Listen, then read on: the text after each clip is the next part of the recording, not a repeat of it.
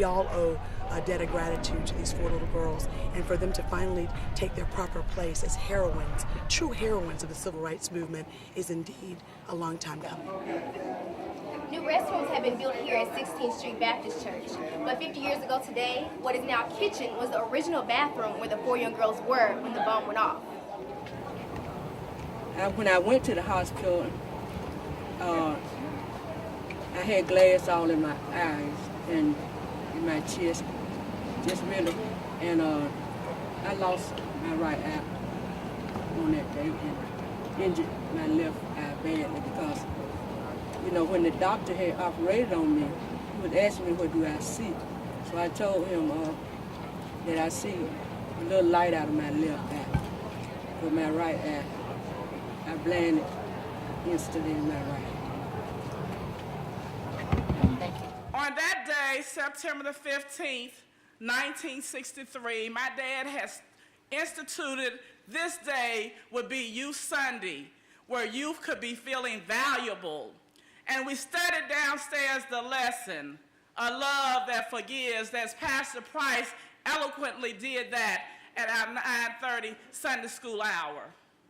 But that day of celebration, after we studied the lesson, turned to be marred by violence as windows blew out and the building shook under this very foundation. People asked me, what was your dad going to preach about? He never preached that sermon, and I'm glad I asked him before he died.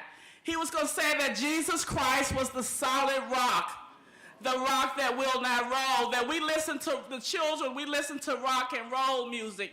But they talked about in the song that Jesus is a rock. Little did we realize that we needed that rock that day that would take us forward instead of keep us as in a tomb at what happened at this church. So as we think about the change that came about, I like to think that my 4 friends did not die in vain. I'm here because I thought that I should be here. We went through a lot of violence and the suffering of these families that we started in Montgomery suffered a lot of violence. And I think that this is a very historic occasion, and it's kind of spiritual to come back here. And we've been revived and rejuvenated. I listened to the stories with Congresswoman Sewell the other morning and met Sarah, and to hear her story from her attorney, I was just moved to keep on keeping on. As we celebrate 58 years in service to the movement and the 50 years here. You know, this day was the worst. Yet we had a doctor that was shot down in Selma. They brought him here and died over at the university. That was during the ceremony. And by the way, I lived up on the hill they called Dynamite Hill. And Cynthia Wesley, one of the girls that was killed, was my next door neighbor. So, you know, this is a sad day, but it's one that lives in the memory because it looked like a war zone down here. And that was kind of the height of it, but see, they had bombed the A.G. Gaster Motel where Dr. King stopped. Dr. King, in this journey from slavery to freedom, I found it was easier to say, Pharaoh, let my people go, than for my people to let Pharaoh go. Many benefited, but few marched. Many benefited, but few sacrificed. Pharaoh, let my people go is easy to preach. To get my people to let fear and trust God and God only is a difficult, more greater challenge. It was just 5 months ago that my other colleague Spencer Backus and I introduced a bill to give a congressional gold medal to these 4 little girls, and to see it come to the floor of the House of Representatives and pass unanimously, and then on to the Senate and pass unanimously, and to have just this week on Tuesday be able to present in the nation's capital a congressional gold medal posthumously to the 4 little girls and their families. You know, it's 50 years too long, but at least it's not justice denied.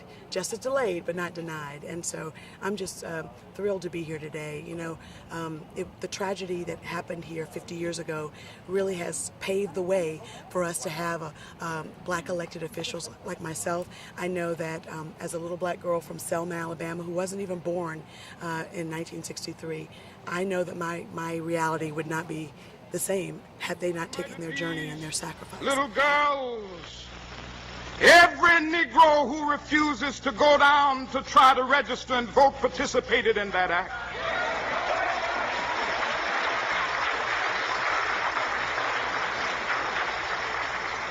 What murdered these 4 girls?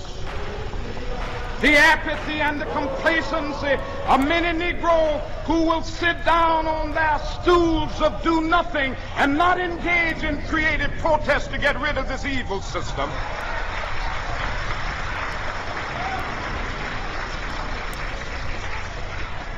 What murdered these 4 young girls was the Negro business and professional individual who's more concerned about his job than he's concerned about freedom and justice.